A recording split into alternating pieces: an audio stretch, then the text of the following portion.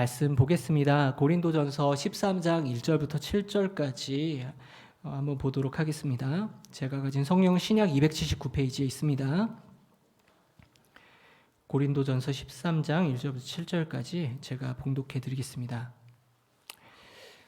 내가 사람의 방언과 천사의 말을 할지라도 사랑이 없으면 소리나는 구리와 울리는 꽹과리가 되고, 내가 예언하는 능력이 있어 모든 비밀과 모든 지식을 알고 또 산을 옮길 만한 모든 믿음이 있을지라도 사랑이 없으면 내가 아무것도 아니요, 내가 내게 있는 모든 것으로 구제하고 또 내 몸을 불사르게 되어줄지라도 사랑이 없으면 내게 아무 유익이 없느니라. 사랑은 오래 참고, 사랑은 온유하며 시기하지 아니하며, 사랑은 자랑하지 아니하며 교만하지 아니하며, 무례히 행하지 아니하며, 자기의 유익을 구하지 아니하며, 성내지 아니하며, 악한 것을 생각하지 아니하며, 불의를 기뻐하지 아니하며, 진리와 함께 기뻐하고, 모든 것을 참으며, 모든 것을 믿으며, 모든 것을 바라며, 모든 것을 견디느니라. 아멘. 네, 오늘은 고린도전서 13장 1절부터 7절까지의 말씀으로 사랑은 언제나 오래 참고라는 제목으로 우리 성도님들과 함께 말씀을 나누는 시간 갖기를 원합니다. 예나 지금이나 변하지 않고 많은 사람들의 마음을 설레게 하고 또 불을 지피우는 주제가 있다면 그것은 사랑일 것입니다. 사람들은 끊임없이 사랑에 목말라 하고 사랑에 열과하고 사랑에서 자신 인생의 의미를 찾는 사람들도 너무나 많습니다. 그런데 이렇게 사랑을 갈구함에도 불구하고 세상 사람들은 사랑이 무엇일까에 대해서 별로 고민하지 않습니다. 왜냐하면 본인들이 사랑이 무엇인지 알고 있다고 생각하는 것 같아요. 그래서 세상 사람들이 사랑에 대해서 어떻게 우리가 알고 있는지, 어떻게 생각하고 있는지는 그들이 고백하는 것들을 보면 되는데요. 그들이 노래하는 것들, 그들이 시로 낭송하는 것들, 그리고 그들이 만드는 사랑에 대한 소설들, 또 연극이나 또 드라마나 영화, 이런 것들을 보면 세상 사람들이 사랑에 대해서 어떤 생각들을 가지고 있는지 엿볼 수 있습니다.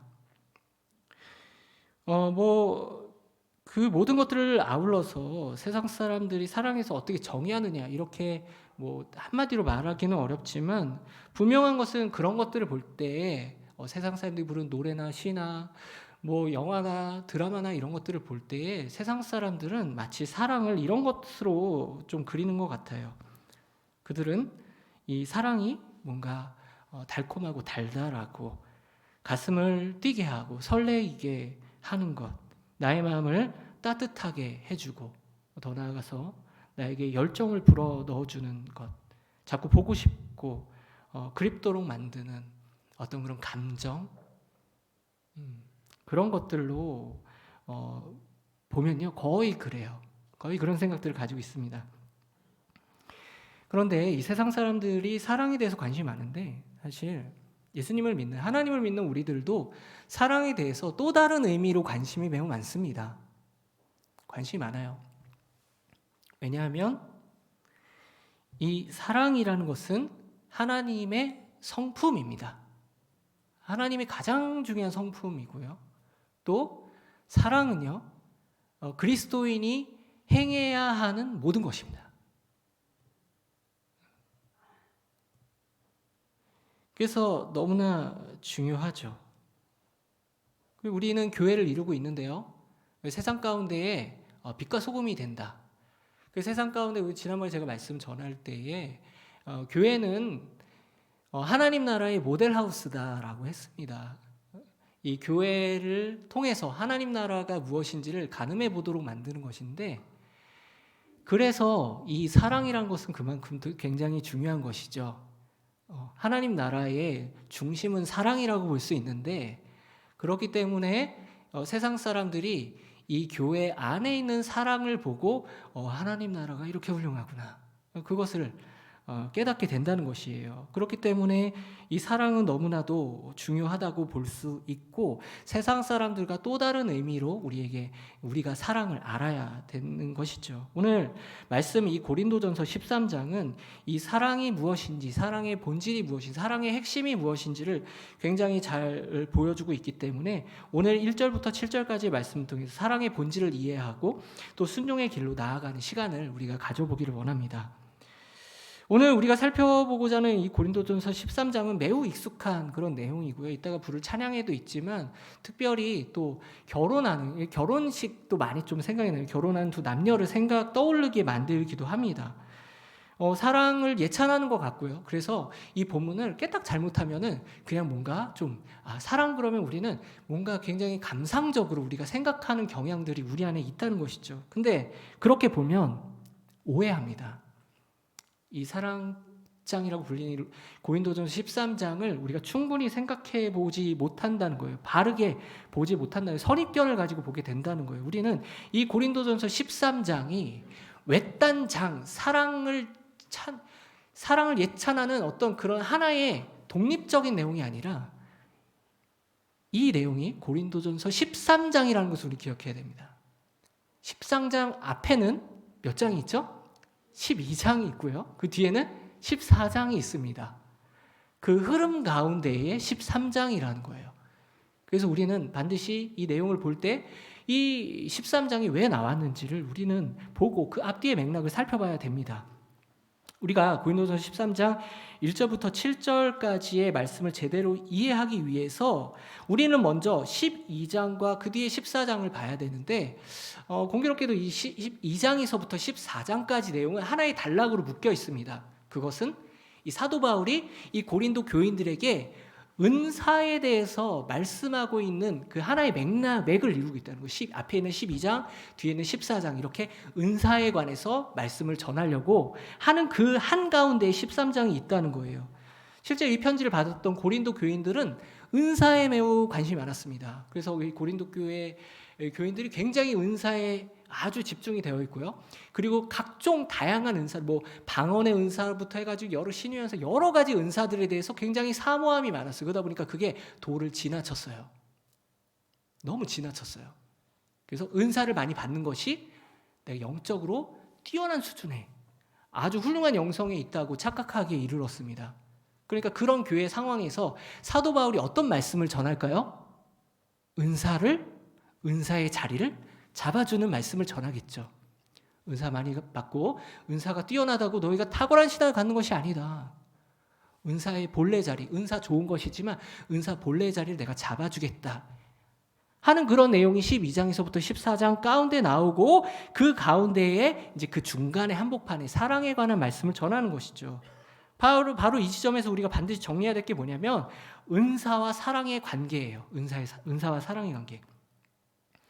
이 점에서 한 가지 오해를 바로 잡고자 합니다. 많은 분들이 은사가요, 사랑이 은사의 한 종류라고 생각합니다. 여러 은사가 있는데 그 중에 사랑의 은사도 있지. 오늘 이 고린도전서 13장은 사랑의 은사에 대해서 사도 바울이 말씀하고 있는 거겠지. 이렇게 생각하기 쉽다는 거예요. 그렇게 오해하기 좋은 게 12장 마지막 31절에 보면 너희는 더욱 큰 은사를 사모하라. 이렇게 하고서 이어지는 13장에 사랑에 대한 말씀하니까 그냥 더 깊이 생각할 거 없이 더 큰 은사는 사랑이구나. 이렇게 넘겨짚고 넘어간다는 거예요. 하지만 사도 바울의 의도는 그런 게 아닙니다. 이어지는 내가 또한 가장 좋은 길을 너희에게 보이리라 라는 이 내용에서 가장 좋은 길은 특별한 길, 앞에서 말씀한 이 은사와 질적으로 다른 차원의 어떤 것을 지금 말씀하려고 한다는 거예요. 따라서 31절에서 너희는 더욱 큰 은사를 사모하라는 것은 너희는 은사를 은사대로, 앞에 말했던 은사들을 은사대로 받기로 사모해야 되겠지만 은사 좋은 거야. 사모해. 그런데 내가 또한 가장 좋은 길을 너에게 보이리라 라는 말씀을 통해서 은사와 관련되어 있기는 하지만 은사와 다른 차원에 있는 어떤 것을 보여주겠다는 거예요. 그리고 이어지는 내용이 뭐죠? 사랑입니다. 사랑. 오늘 우리가 살펴보고자 하는 사랑 말씀이에요. 그러면서 이 13장을 이어지는데 사랑이 여러 은사들 가운데 하나가 아니라는 것이 1절부터 3절까지의 내용에서 드러나고 있습니다. 1절부터 3절까지 제가 읽어드렸던 1절부터 3절까지 계속 반복되는 어구가 있는데요. 그거 뭐냐면 뭐뭐 할지라도 사랑이 없으면 이거예요. 그래서 내용을 보면 사람의 방언과 천사의 말을 할지라도 내가 예언하는 능력이 있어 모든 비밀과 모든 지식을 알고 또 산을 옮길 만한 모든 믿음이 있을지라도 내가 내게 있는 모든 것으로 구제하고 또 내 몸을 불사르게 내줄지라도 이것들이 공통점. 여기 나와 있는 쭉 말하는 리스트들은 뭐냐면 다 은사에 관한 거예요. 은사. 사람의 방언, 천사의 말, 예언하는 능력, 그리고 뭐 모든 것으로 구제하고, 다 이 모든 건 뭐죠? 봉사하고. 이 내용이 다 이 앞에 말씀하고 12장이 말씀하고 있는 은사의 여러 종류들을 말씀하고 있는 것입니다. 근데 하나님께서 교회를 세우시기 위해 성도들에게 나눠주신 은사인데, 그런데 바로 그 은사가 아무리 탁월하게 발휘되고 아무리 훌륭하게 나타난다 할지라도 무엇이 없으면 안 된다는 거예요? 사랑이 없으면 안 된다는 거예요. 사랑이 없으면. 아무리 교회 가운데 성도들이 훌륭한 은사를 가지고 발휘하고 활동한다 하더라도 사랑이 없으면 소리나는 구리와 울리는 꽹과리, 내가 아무것도 아닌 게 되고, 내가 여기 말씀을 보면은 3절 마지막에 내게 아무런 유익이 없는 이렇게 나와 있는데요. 원래 원문에는 내게 유익이 없다, 나한테 유익이 안 된다 이렇게 나와 있잖아요. 내게가 없어요. 그러니까 유익이 없다. 근데 나한테 유익이 없다는 게 아니고, 원래 이 맥락 흐름대로 보면 어떻게 번역하는 게 더 좋으냐면 내가 유익이 못 된다는 거예요. 내가 쓸모없는 사람이 된다는 거예요.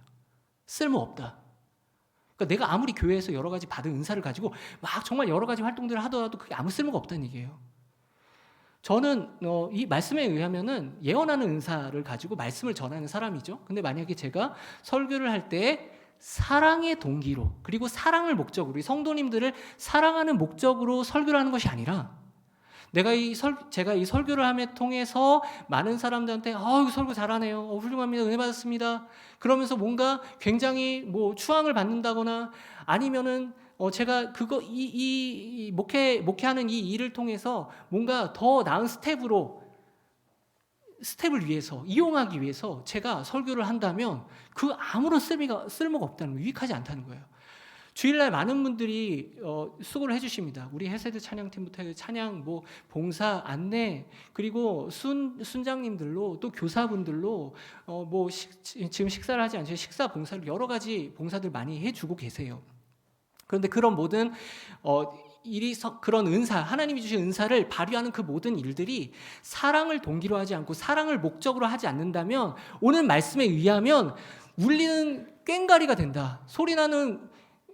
울리는 꽹과리, 아무 쓸모없는 그런 것들이 된다는 거예요. 무익하다는 거예요. 무익하다. 그거를 계속해서 전하고 있는 거죠.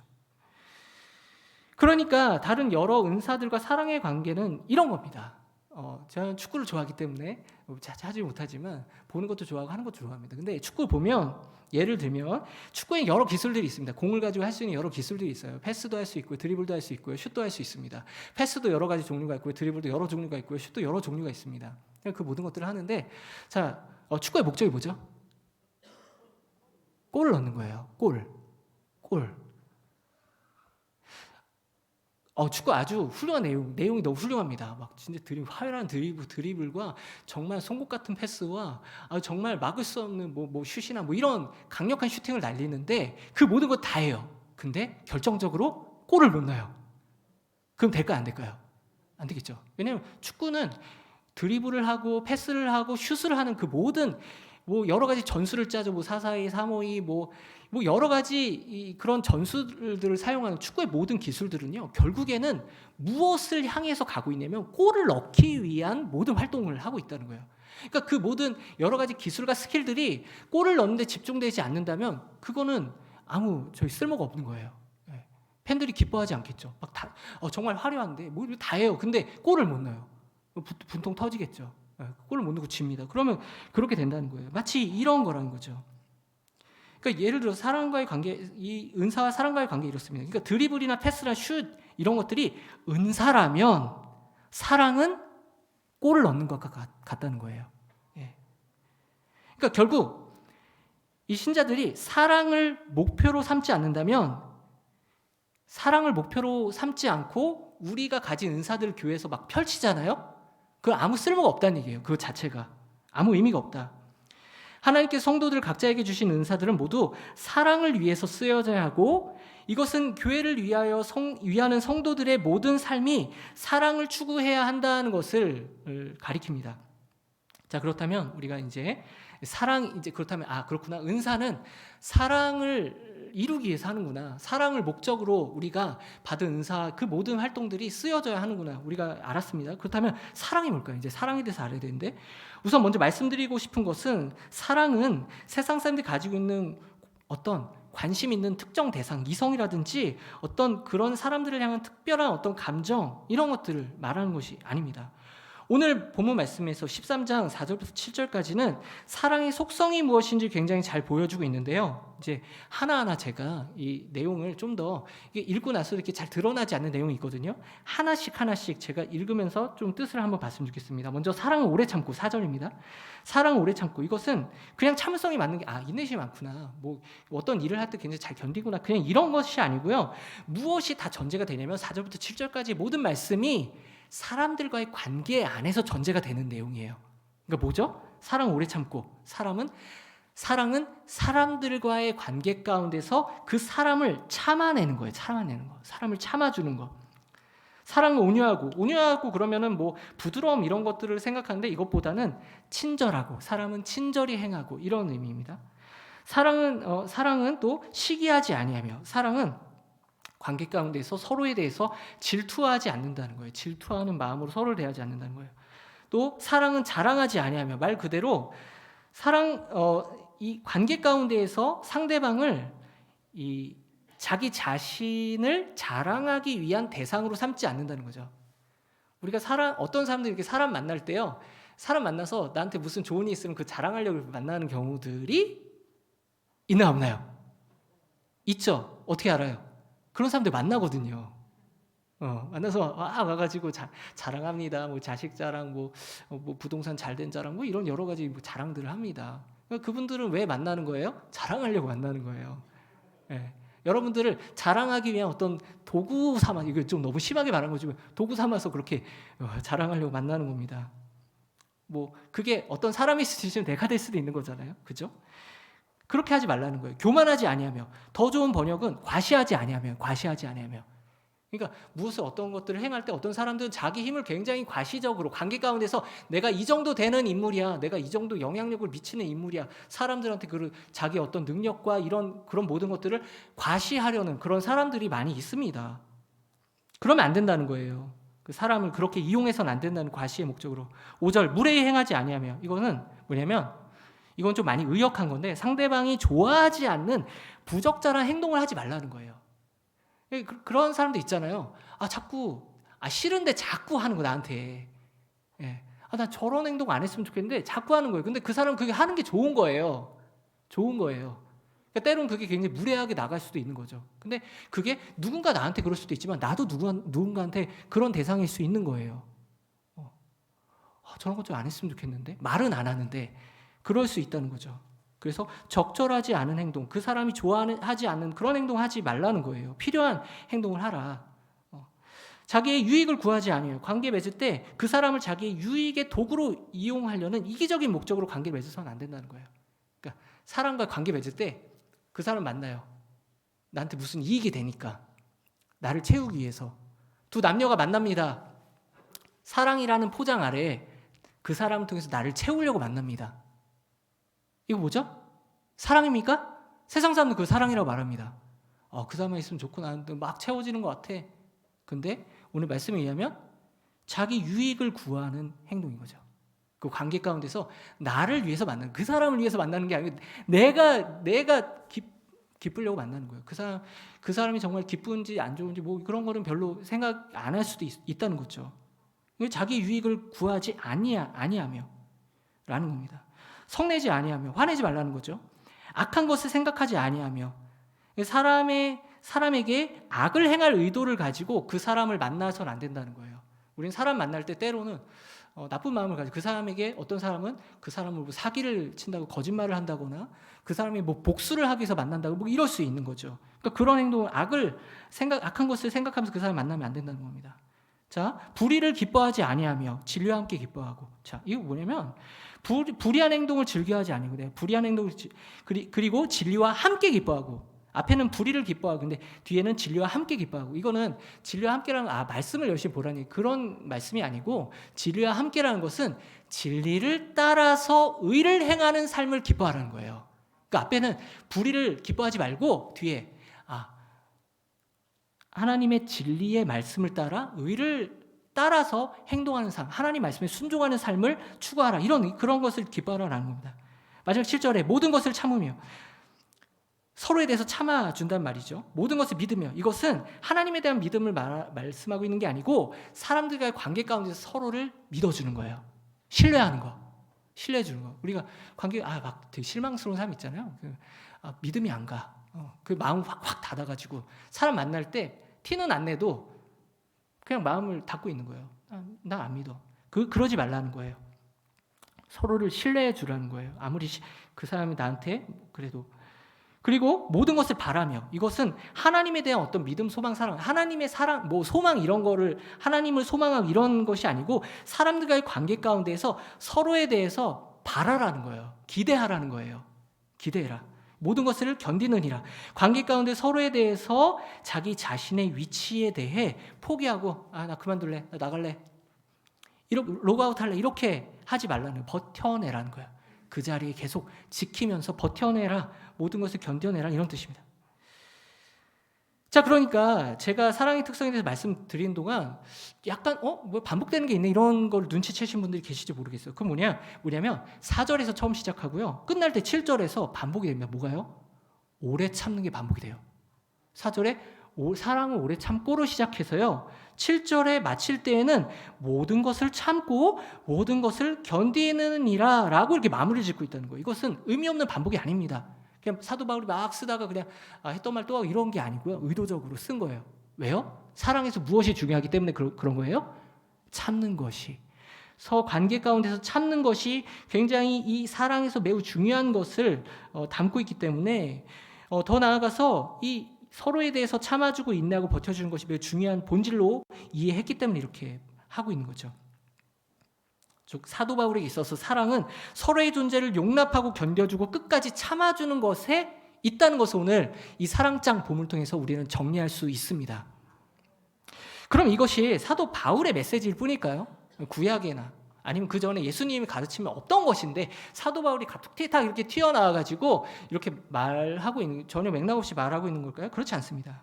사도 바울은 성령의 감동하심으로 구약과 신약을 아울러서 지금 말씀하고 있는데, 우리가 하나님의 속성 중에서 가장 탁월한 빛나는, 그 거룩하게 빛나는 속성은 뭐라고 말씀할 수 있을까요? 바로 하나님은 사랑이시니라.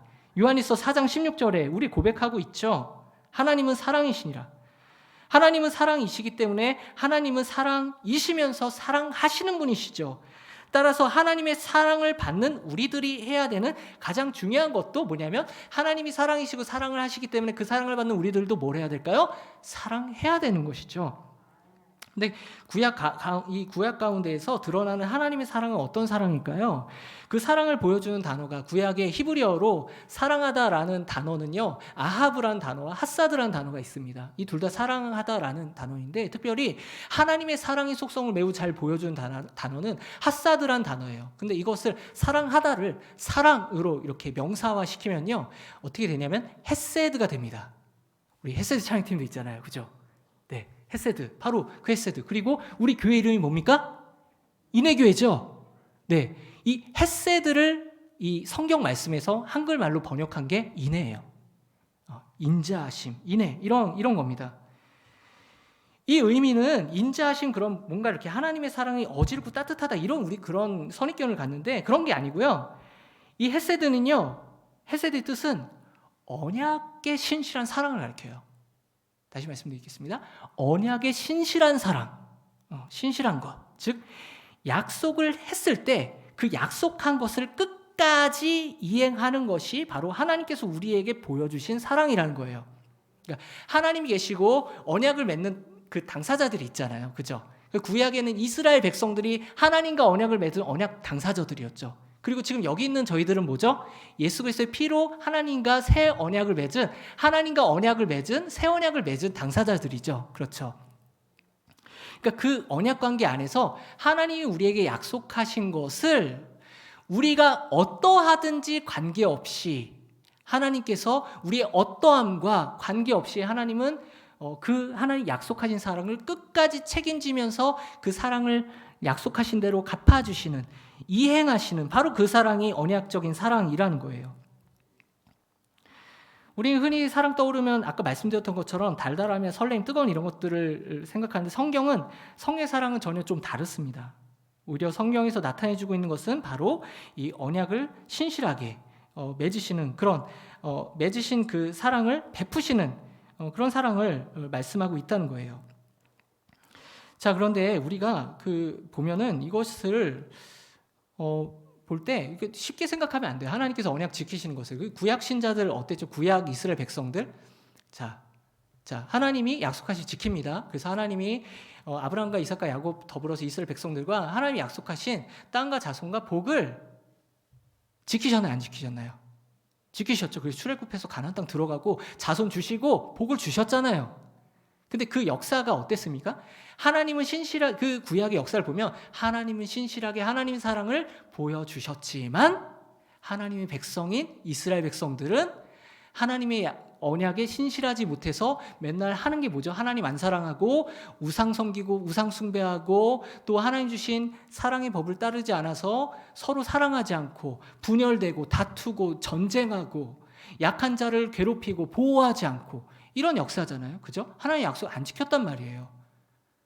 근데 서로 약속을 지켜주면 좋은데 어느 한쪽이 안 지켜요. 그러면 반대편도 자기 의무를 지키고 싶지 않은 게 사실 사람 마음이죠. 하나님도 사실 그러셔야 될 것 같은데 하나님은 꿋꿋하게 이 구약의 역사 가운데 그 약속하신 걸 지켜주셨다는 거예요. 사람들 간의 관계를 우리가 생각해 보면 좀 좋을 것 같아요. 이게 얼마나 어려운 건지. 여러분들 우리 주변에 이 관계가 이렇게 막 좀 깨지는 거를 좀 보게 됩니다. 뭐 우리가 경험하기도 하고요. 우리 주변의 사람들이 관계 깨지는 걸 보게 됩니다.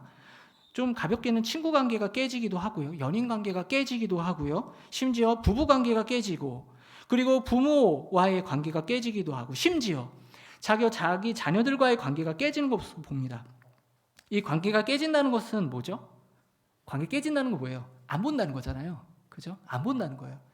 그냥 안 보는 게 아니고 이 관계가 서로 연결되어 있을 때는요. 뭐가 있냐면 서로에 대한 자기가 해야 될 그런 의무, 그 관계 안에서 해줘야 되는 의무를 다하는 겁니다. 부모 자식 간의 관계를 생각해 봤으면 좋겠습니다. 자, 부모가 자녀와의 관계를 맺고 있어요. 그럼 부모는 뭘 해주죠? 부모로서 해야 되는 역할을 합니다. 그죠? 그래서 정말 진자리 마른자리 정말 어릴 때부터 아가 때부터 클 때까지 필요한 모든 것들을 다 제공해주고요. 사랑해주고 공급해주고 이런 모든 것들을 하는 겁니다.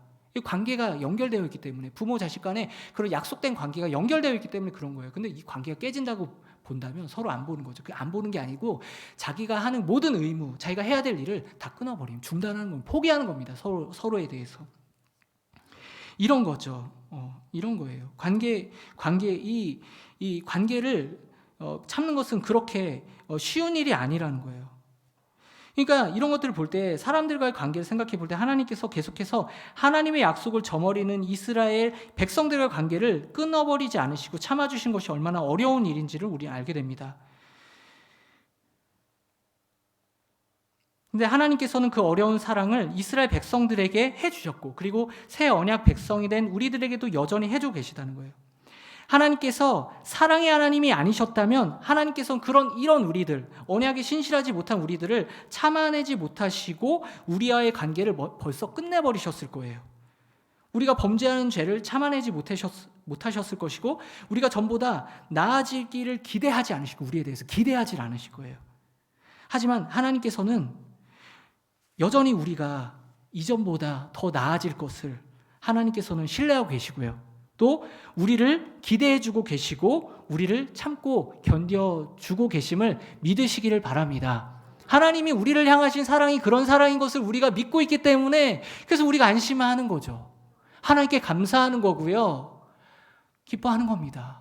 우리 하나님 사랑이세요라고 고백할 수 있는 거예요. 하나님 그런 분이시기 때문에 우리를 포기하지 않으시기 때문에 끝까지 우리들을 붙들어 주시고 그 약속하신 것을 놓지 않고 계시고 그 하나님의 자리 비우시지 않기 때문에 그래서 우리가 감사하는 것이죠. 여러분들 구약에서요. 여러분들 또 우리가 살펴봐야 되는 단어가 뭐냐면 성도라는 단어예요. 성도. 경건한 자들 이렇게 표현되기도 합니다. 자, 구약에서 성도라는 단어의 히브리어는 뭐냐면 하시딤입니다. 하시딤. 제가 왜 하시딤 이 단어를 말할까요? 아까 구약의 하나님의 사랑을 제가 뭐라고 말씀드렸죠? 헤세드라고 말씀드렸습니다. 좀 약간 발음이 비슷한 걸 느끼십니까? 느끼세요? 자, 이 하시딤은요, 이 하사드에서 똑같은 단어에서 나온 겁니다. 구약에서 이 단어를 경험한 자 성도들을 번역하고 있는데 이 단어의 어근이 바로 이 하사드, 헤세드와 관련이 되어 있다는 거예요. 이것은 바로 하나님의 사랑의 성품인 헤세드를 말합니다. 즉 하시딤이라는 것은요, 이 단어를 더 정확히 번역하면은 신실한 자들입니다. 신실한 자들. 하나님과의 언약이 신실할 뿐만 아니라 사람들 사이에서의 그 관계 가운데서 신실하게 행하는 자들을 이 하시딤이라고 부릅니다. 이것은 하나님과의 관계 가운데서도 신실한 자들로 나타날 뿐만 아니라 사람들과의 관계 가운데서 나타나는데 하나님의 사랑이 언약 관계 안에서 신실하게 그 약속을 이행하는 것으로 드러났기 때문에 성도들을 신실한 자들로 부르는 것을 우리는 다른 말로 사랑하는 자들이라고 부를 수 있다는 거예요. 그러니까 구약의 성도는요, 구약에 나타난 그 성도라는 단어는 신실한 자들, 우리가 다른 말로 오늘 이 사랑장 13장의 맥락에서 우리가 다른 표현으로 말한다면 어떻게 표현할 수 있을까요? 사랑하는 자들. 성경은요, 성도를 사랑하는 자들로 표현하고 있습니다. 자, 그럼 성도가 사랑하지 않으면 성도일까요? 아닐까요? 아니라는 거예요. 네. 성도가 성도다우려면 신실한 자들, 즉 사랑하는 자들이어야 한다는 것이죠. 하나님께서 우리에게 신실하신 것처럼 우리가 그 사랑을 받고 우리 서로들에게 신실하게 하나님의 사랑을 나누고 서로를 인내해주고 참아주는 그런 신실한 사랑을 하는 사람이 바로 성도다. 우리가 사랑에 대한 개념을 이 세상 때문에 오염되고 왜곡되어 있는 그 사랑에 대한 개념을 다시 잡아야 돼요. 사랑은요, 어떤 달달하고 그런 감정이 아니고요. 사랑은요, 신실하게 나에게 맡겨진 약속된 그 역할을 끝까지 묵묵하게 감당해내고 서로에 대해서 베풀어주고 기다려주고 참아주는 이것이 바로 성경 말씀 구약과 신약을 아울러서 드러나고 있는 하나님의 사랑일 뿐만 아니라 성도들이 우리 서로에게 행해야 되는 그 사랑인 줄 믿으시기 바랍니다. 오늘날의 사랑은 어느 한순간 불꽃처럼 타오르다가 휑하게 어느 한순간 싸늘하게 재만 남는 그런 사랑입니다. 그것은 오늘 구약과 신약을 알아볼 때에 그리고 오늘 본문을 비춰볼 때 사랑이 아닙니다. 사랑은 관계 가운데 서로를 참아내고 인내하며 자신이 맡은 역할을 끝까지 하는 것입니다. 죽어도 너 없이는 못 살 것 같아서 결혼한 사람들, 그렇게 사랑한다던 사람들도 때때로 관계를 끝내버리고 싶은 생각이 들 수 있습니다. 막상 이 사람과 살아보니 내가 생각하던 사람이 아니네. 그래서 내가 나를 자꾸 실망시킬 때, 또 그 사람과 관련되어 있는 사람들조차 너무 미울 때, 고부간의 관계 때문에 너무나 힘이 들 때 나에게 유익이 되지 않아서 같이 사느니 차라리 혼자 사는 것이 낫겠다는 그런 손익계산서를 우리가 꺼내들 때 우리는 그런 순간들이 있을 수 있다는 거예요. 자꾸 우리가 사랑을 하다가 잘 안 되면요, 그 사람이 못마땅하면요, 손익계산서를 꺼내서 나한테 수지가 안 맞네? 나한테 유익이 안 되네? 나한테 이익이 안 되네? 끝내자. 그러면서 이제 겉으로는 성격 차이로 이혼하고 이런 그런 말들로 치장하고 사실은 자기한테 이익이 안 돼서 그 관계를 끝내버립니다. 그렇게 죽고 못 산다는 그런 부부 관계도 그렇게 끝나버리는데 하물며 교회 관계는 어떨까요? 교회 관계 너무 쉽죠. 그렇죠? 이 교회 아니면 뭐 교회 없습니까? 다른 교회 있지?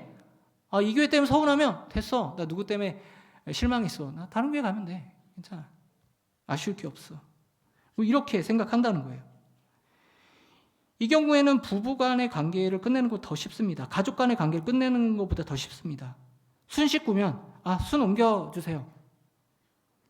그럼 그만이고, 내가 속한 부서에 그 사람이 있으면 부서를 저 그만두겠습니다. 그럼 그만이고, 그나마 순이나 부서에 얽히지 않으면 그 사람을 피해 다니면 되죠. 그 사람이 2부 예배 드리면 1부 예배 드리면 되고, 1부 예배 드리면 2부 예배 드리면 되고요. 1, 2부 다 드린다 그러면 3부 예배 드리면 되고요. 그마저도 싫으면 교회를 옮겨버리면 그만입니다. 오늘날 많은 사람들이 관계는 선택이라고 생각해요. 내가 하고 싶으면 하고 하기 싫으면 안 하는, 마치 인터넷 로그인, 로그아웃 하듯이 관계를 중요하게 생각하지 않습니다. 내가 좋으면 하고 싫으면 그만둡니다. 나에게 유익이 있으면 하고 나에게 유익이 되지 않으면 그만둡니다. 그런데 이렇게 쉽게 사람을 포기하는 일이, 관계를 포기하고 공동체를 포기하는 일이 사랑 없는 행동이라는 것을 알고서 그 일을 하는 사람들은 많지 않은 것 같아요.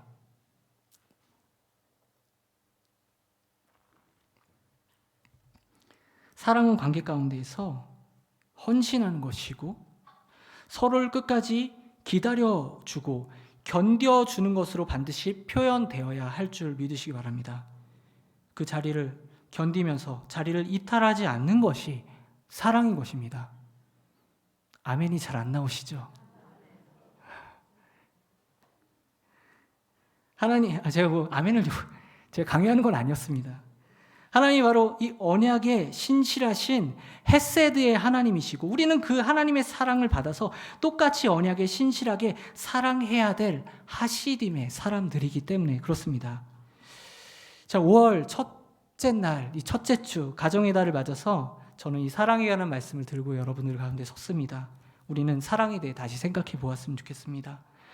세상 사람들이 말하는 사랑을 그대로 액면 그대로 받아서 그것이 사랑이라고 생각하지 마시고 오늘 성경 본문 가운데 나타나 있는 언약의 신실한 사랑, 그래서 내가 만나는 사람들이 정말 마음이 잘 맞는 사람들도 다 마음에 듭니까? 안 그렇죠.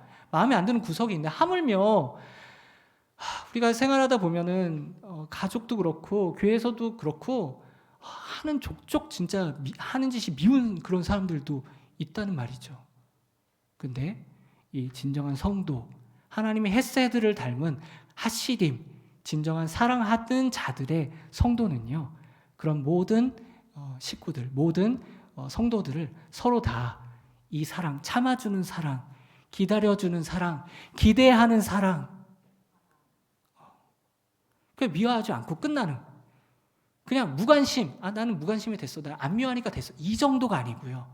그 사람에 대해서 마음을 열고 내가 아무리 미워도 그 사람에 대해서 기대하고 그 사람에 대해서 다가가고 그 사람이 나한테 미운 짓을 하더라도 나는 선을 행하며 내가 해야 될 역할들을 하는, 바로 그것이 말씀에서 말씀하고 있는 바로 하나님의 사랑, 우리가 행해야 되는 이 사랑이라는 것입니다. 참 이 교회 가운데서 저와 여러분들이 하나님께서 주신 이 가정과 교회와 이웃을 오래 참는 신실한 사랑으로 하시딤, 즉 언약의 신실한 자들, 서로 참아주고 자신의 일을 성실하게 맡은 역할들을, 서로에 대한 그 몫을 묵묵히 감당하면서 서로를 책임지고 사랑하시는 저와 여러분들이 되시기를 주님의 이름으로 축원드립니다. 우리 같이 함께 말씀을 생각하시면서 사랑은 언제나 함께 찬양하시겠습니다.